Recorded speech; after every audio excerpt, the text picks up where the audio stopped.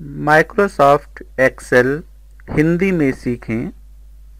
सबसे पहले एक्सेल को स्टार्ट करने के लिए डेस्कटॉप पर बने एक्सेल के शॉर्टकट को डबल क्लिक करें।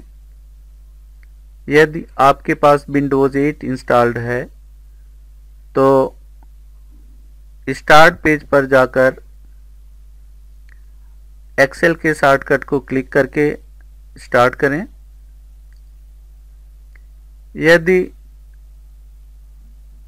डेस्कटॉप पर शॉर्टकट नहीं बना है तो आप कीबोर्ड पर विंडोज़ की और आर लेटर को प्रेस करके रन डायलॉग बॉक्स स्टार्ट करें और उसमें एक्सेल टाइप करें और ओके करें। इससे माइक्रोसॉफ्ट एक्सेल स्टार्ट हो जाता है। यदि आपको विंडोज़ आर से एक्सेल से स्टार्ट नहीं होता है या डेस्कटॉप पर शॉर्टकट नहीं बना तो आप चार्ट्स में या विंडोज़ 7 में सर्च करें एक्सेल।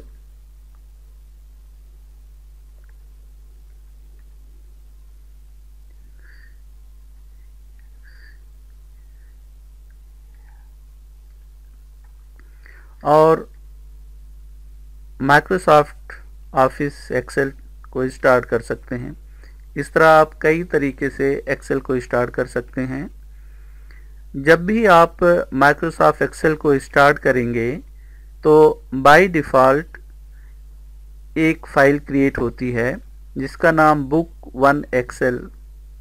वन होता है।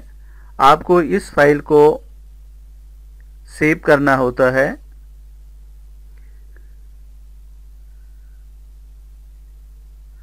जब भी आप फाइल को सेव करें तो आप इसे सेव कमांड से या सहेजें से सेव कर सकते हैं। कंट्रोल एस बटन प्रेस करके सेव कर सकते हैं अथवा ऑफिस बटन पर क्लिक करके सहेजें या इस रूप में सहेजें करके सेव कर सकते हैं। जब आप सहेजें पर क्लिक करेंगे तो इस रूप में सहेजें डायलॉग बॉक्स खुलता है। इस डायलॉग बॉक्स में आपने फाइल का नाम लिखना है। फाइल का नाम बदलते समय इस बात का ध्यान रखें कि फाइल का नाम मीनिंगफुल हो।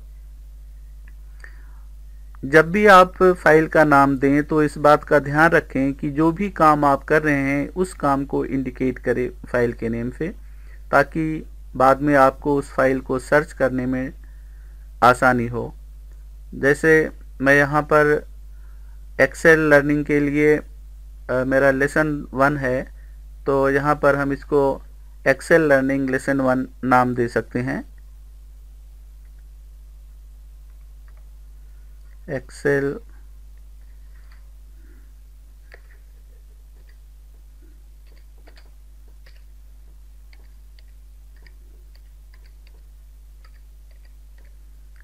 Learning L1। उसके बाद आप लिखें सहेजें। सेव करते समय आप इस बात का ध्यान रखें कि आप कहाँ पर सेव कर रहे हैं। इससे आपको उस फाइल को ढूंढने में आसानी होगी। जैसे मैंने माई डॉक्यूमेंट्स में सेव किया है, आप इसको डेस्कटॉप पर सेव कर सकते हैं या किसी और फोल्डर में। और बेहतर होगा कि आप अपना एक नया फोल्डर क्रिएट करें और उस फोल्डर में उसे सेव करें।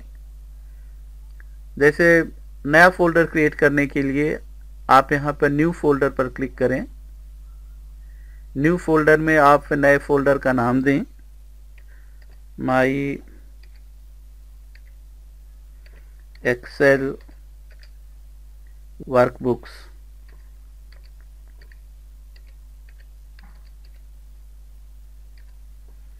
उसके बाद ओपन करें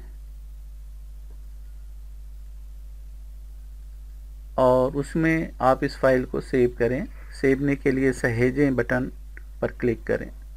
अब आपकी फाइल का नाम बदलकर Excel learning L1 XLS X हो गया है।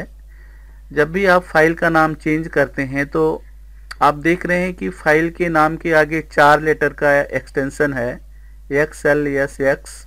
इसे आप मत चेंज करें। अगर ये नाम चेंज हो जाता है तो फाइल के खुलने में फिर प्रॉब्लम होगी। फाइल का नाम चेंज करने के बाद आप इसमें काम करना स्टार्ट कर सकते हैं। आप देख रहे हैं कि यहाँ पर मुख्य पृष्ठ लिखा है और मुख्य पृष्ठ के बाद जब भी आप मुख्य पृष्ठ पर क्लिक करते हैं, मेनू पर क्लिक करेंगे तो उसके साथ एक रिबन की पट्टी यहाँ पर आपको दिखाई देती है, जिसके ऊपर बहुत से यूजफुल कमांड्स के शॉर्टकट जो हैं वो यहाँ पर रखे हुए हैं ताकि काम को फास्ट और अच्छी तरह से कर सकें। सम्मिलित करें मेनू पर जब हम क्लिक करते हैं तो इंसर्ट मेनू से जितने भी रिलेटेड कमांड्स के शॉर्टकट हैं यहाँ पर आ जाते हैं रिबन पर। इस तरह पृष्ठ लेआउट, पेज लेआउट से रिलेटेड कमांड, सूत्र, फार्मूलों से रिलेटेड कमांड्स यहाँ पर आते हैं, डाटा से रिलेटेड, रिव्यू और यहाँ पर आपके व्यू। और इस तरह से आप देख रहे हैं कि सभी जो इम्पोर्टेंट यहाँ पर कमांड्स हैं उसके शॉर्टकट यहाँ पर रखे हुए हैं। और एक्सेल में अधिकतर हम ऐसे काम करते हैं जिसमें कोई ना कोई कैलकुलेशन इन्वॉल्व हो या टेबलेटेड फॉर्म में डाटा को रखना है, डाटाबेस लाइक स्ट्रक्चर हो तो बेहतर होता है। अगर आपको कोई रिपोर्ट या जिसके अंदर सारा टेक्स्ट ही टाइप करना है तो माइक्रोसॉफ्ट वर्ड उसके लिए बेहतर होता है।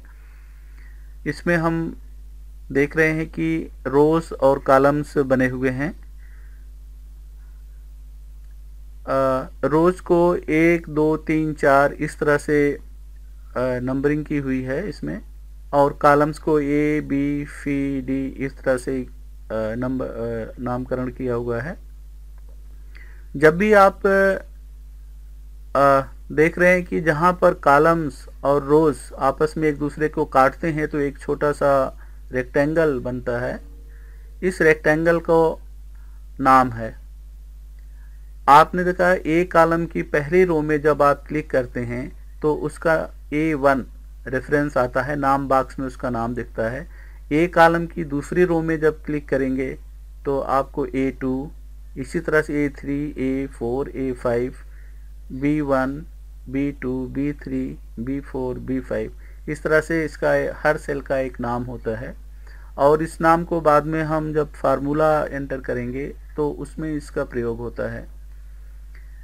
तो कोई भी डाटा एंटर करने के लिए हमें सबसे पहले सेल को एक्टिव करना होता है। एक्टिव करने के लिए सिंपली आपको माउस से उस सेल के अंदर क्लिक कर देना होता है, अथवा आप कीबोर्ड की मदद से वहाँ पर जा सकते हैं।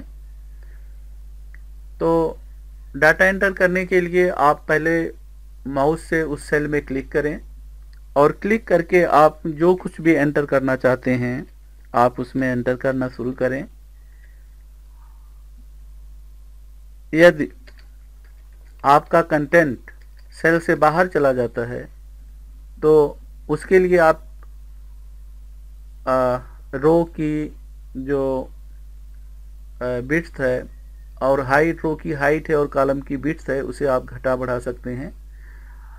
रोज की हाइट को बढ़ाने के लिए हम यहाँ पर रो का जो मार्जिन है जहाँ पे ये लेफ्ट हैंड साइड में होता है वहाँ पर क्लिक करें, पोजीशन करें माउस के कर्सर को, और जब माउस का कर्सर 2 मुंह वाला एरो बन जाए कि जिसमें एरो में दोनों तरफ आप देख रहे हैं मुंह है, तो माउस के लेफ्ट बटन को दबाएं और उसको नीचे की तरफ ड्रैग करें तो इससे उसकी रो की हाइट बढ़ जाती है।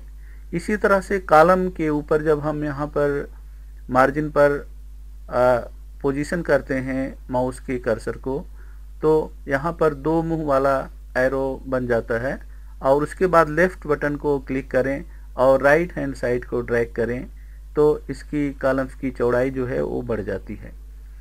अगर आप पूरे सीट की रोज की हाइट और कॉलम्स की विड्थ को एक बार में ही बढ़ाना चाहते हैं, फॉर्मेट करना चाहते हैं, तो आप यहाँ पर इस सीट टैब को सबसे ऊपर लेफ्ट में फीट टैब जो एक छोटा सा रेक्टेंगल पीस है, आप इसको क्लिक करें।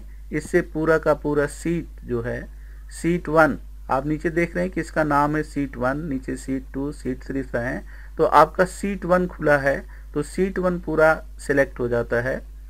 और सिलेक्ट होने के बाद आप किसी एक कॉलम की विड्थ को आप एडजस्ट करें और आप देख रहे हैं कि सभी कॉलम्स की विड्थ उतनी एडजस्ट हो जाती है।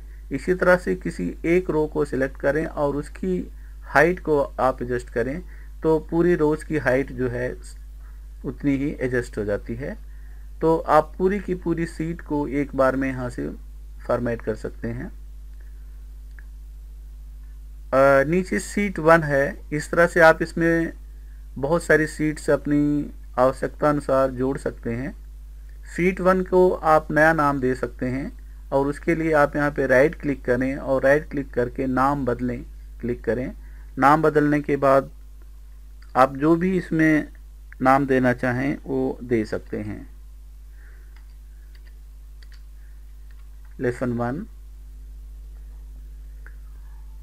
और इसमें और भी तरीके हैं कि हम इसकी रोज की जो है एडजस्ट कर सकते हैं हाइट को और विड्थ को। जैसे आप देख रहे हैं कि पहले A1 में जो कंटेंट है वो A1 से बाहर जा कर के B1 में जा रहा है।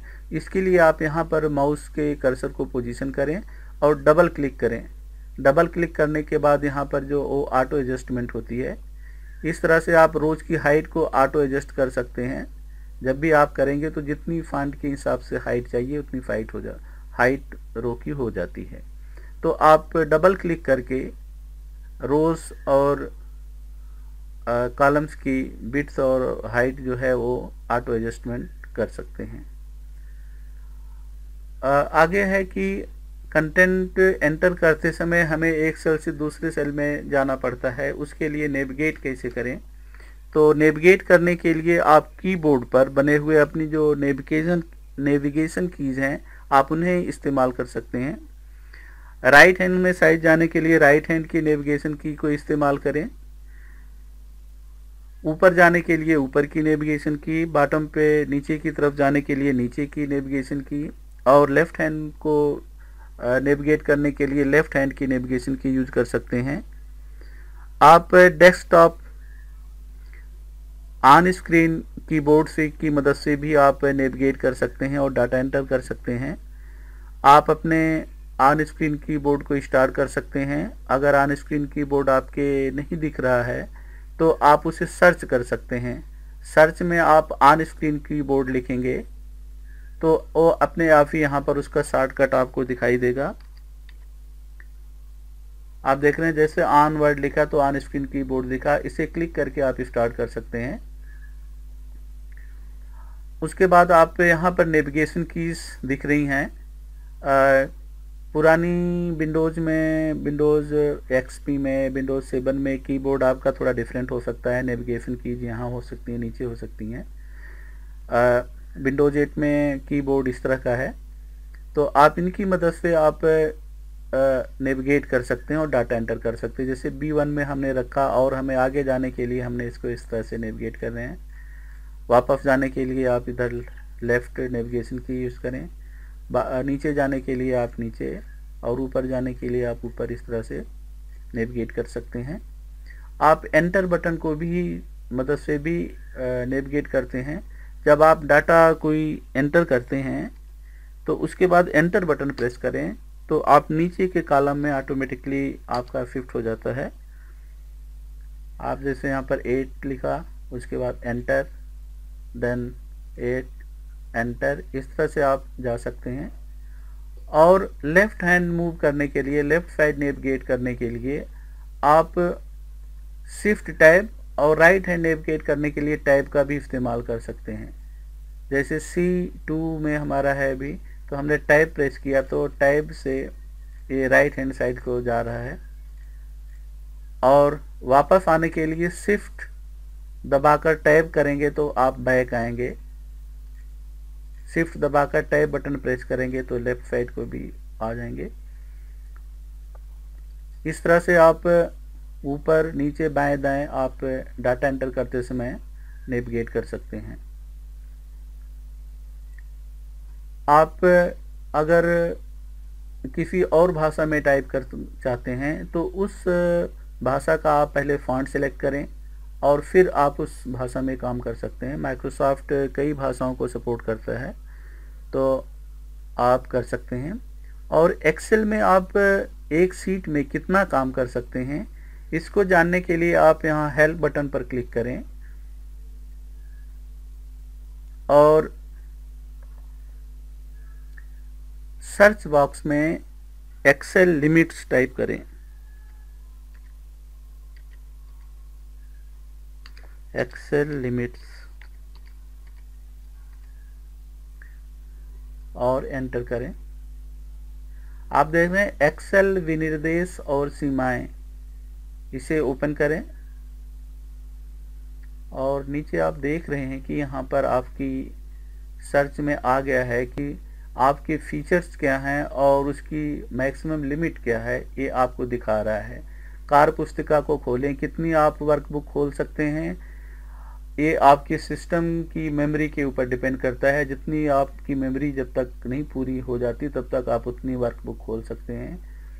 किसी भी सीट का साइज़ क्या होगा, उस साइज में आप देख रहे हैं कि 10,48,576 लाइंस और 16,384 कॉलम्स मैक्सिमम आप खोल सकते हैं। कॉलम्स की जो विड्थ है वो 255 कैरेक्टर्स, पंक्ति की ऊंचाई जो है 400 पॉइंट्स है। इस तरह से आप देख रहे हैं कि आप इसमें सभी फीचर्स जो हैं एक्सेल के आप वो देख सकते हैं। और भी जब भी किसी हेल्प की ज़रूरत है तो आप हेल्प बटन या F1 बटन दबा करके आप उसमें सर्च कर सकते हैं और पूरी एक्सेल की मदद ले सकते हैं।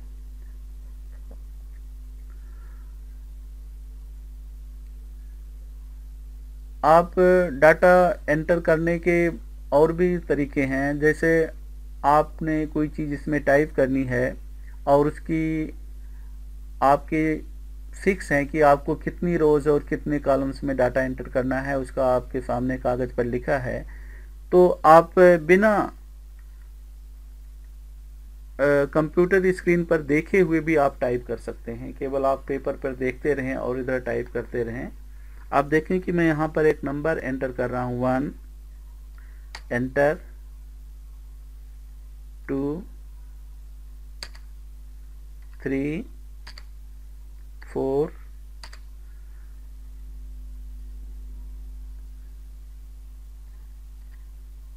5 6 7। आगे आप 8 9 10 11 12 13 14 15। आप देख रहे हैं कि जब भी हम लास्ट रो पे पहुंचते हैं तो अपने आप ही आपने जितना सेलेक्ट कर रखा है उसके बाद अपने आप ही आपका नंबर सही कॉलम्स में जा कर के एंटर होना शुरू हो जाता है। तो इस तरह से आपका जब भी आप कोई चीज़ डाटा एंटर करना शुरू करें तो आपको जितने कॉलम्स और जितने रोज चाहिए आप उसको पहले सेलेक्ट करें और उसके बाद उसमें एंटर करते जाएं तो आपका अपने आप ही कर्सर उसी हिसाब से मूव होता है और नेक्स्ट रो और नेक्स्ट कॉलम में चला जाता है। तो इससे डाटा एंटर करने में काफ़ी मदद होती है।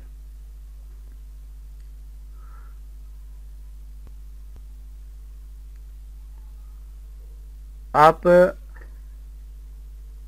को यदि रिबन्स में अगर कोई चीज़ नहीं मिलता है तो आप उसको माइक्रोसॉफ्ट एक्सेल के जो सेटिंग्स है जहाँ पर ऑप्शंस जो हैं वो ऑप्शंस में आप जा सकते हैं और ऑप्शंस में जाने के बाद वहाँ से अनुकूलित करें, खोलें पर क्लिक करें और उसके बाद वहाँ से आप इसमें सर्च कर सकते हैं, देख सकते हैं कि आपको कौन सी सुविधा चाहिए और उसे आप अपने रिबन में इंसर्ट कर सकते हैं। जैसे आपको स्पेल चेक करना है या सहेजें का बटन चाहिए या पूर्ववत करें या फिर से करें चाहिए, तो आप इसे सेलेक्ट कर सकते हैं और जोड़ें आप बटन करेंगे तो ये ऊपर यहाँ पर दिखाई देना शुरू हो जाएगा। इस तरह से और बहुत सारे जो कस्टमाइजेशंस हैं आप वो कर सकते हैं और तेज़ काम करने के लिए, स्पीड से काम करने के लिए अपनी स्पीड को अनुकूलित कर सकते हैं।